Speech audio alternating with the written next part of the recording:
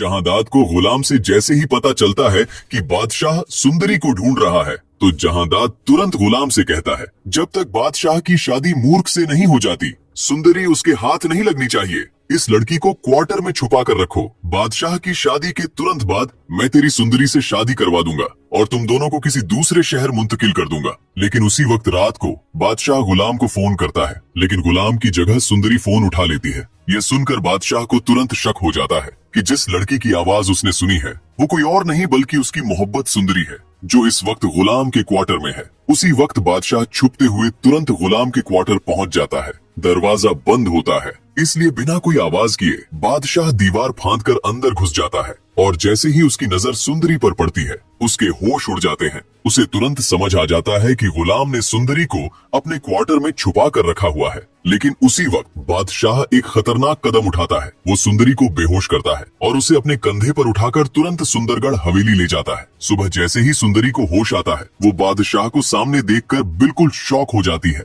उसे समझ ही नहीं आता कि वो यहाँ कैसे आ गई। उसी वक्त गुलाम को पता चल जाता है कि बादशाह रात को सुंदरी को उठाकर ले गया था। यह देखकर गुलाम तुरंत भागता हुआ हवेली पहुंच जाता है, जहाँ जहांदाद के सामने बादशाह कह रहा होता है, मुझे मेरी मोहब्बत मिल चुकी है और कल मेरी और सुंदरी की शादी होगी। ये सुनकर जहांदाद चाहकर भी मना नहीं कर पाता और तुरंत अगले दिन मौलवी साहब को बुला लिया जाता है बादशाह और सुंदरी के निकाह के लिए। लेकिन यहाँ निकाह से पहले सुंदरी साफ मना कर देती है, मैं बादशाह से शादी नहीं करूंगी। लेकिन बादशाह जबरदस्ती सुंदरी को शादी के लिए मजबूर करने लगता है। उसी वक्त सुंदरी हवेली से भागने की कोशिश करती है, लेकिन बादशाह के आदमी उसे तुरंत पकड़कर वापस कैद कर देते हैं। तभी एंट्री होती है खुर्शीद बीबी की, जिसे यह पता चलता है कि बादशाह जिस लड़की से मोहब्बत करता है वो किसी और से प्यार करती है। यह सुनकर खुर्शीद तुरंत सुंदरी के पास जाती है और जैसे ही उसका चेहरा देखती है वो एक पल के लिए बिल्कुल खामोश हो जाती है, मानो सालों से वो इसी चेहरे का इंतजार कर रही थी। वो तुरंत सुंदरी से उसके बारे में पूछती है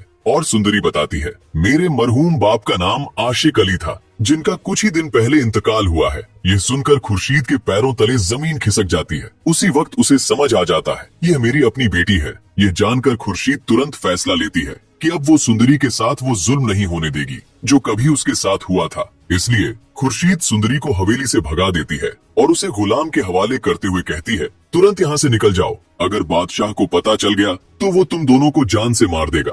ये सुनकर गुलाम तुरंत सुंदरी को गाड़ी में बिठाता है और वहाँ से भाग जाता है। लेकिन उसी वक्त बादशाह को इस बात की खबर मिल जाती है और वो तुरंत अपने आदमियों को ऑर्डर देता है, गुलाम की गाड़ी का एक्सीडेंट करवा दो। रास्ते में ही गुलाम की गाड़ी का भयानक एक्सीडेंट हो जाता है। इस हादसे में सुंदरी बच जाती है, लेकिन गुलाम बुरी तरह जख्मी होकर एक खाई में गिर जाता है। बादशाह के आदमी तुरंत सुंदरी को पकड़कर वापस ले आते हैं, जहां बादशाह और सुंदरी का निकाह होने वाला होता है। लेकिन उसी वक्त एंट्री होती है गुलाम की, जो जख्मी हालत में वहां पहुंचकर तुरंत ऐलान करता है, अगर बादशाह ने सुंदरी से शादी की तो मैं उसे जान से मार दूंगा। ये कहकर गुलाम तुरंत बादशाह पर बंदूक तान देता है और ये देखकर बादशाह भी तुरंत गुलाम पर बंदूक तान देता है। अब दोस्तों, सबसे बड़ा सवाल यह है, आखिर सुंदरी होगी किसकी? क्या उसकी शादी गुलाम से होगी या फिर बादशाह से?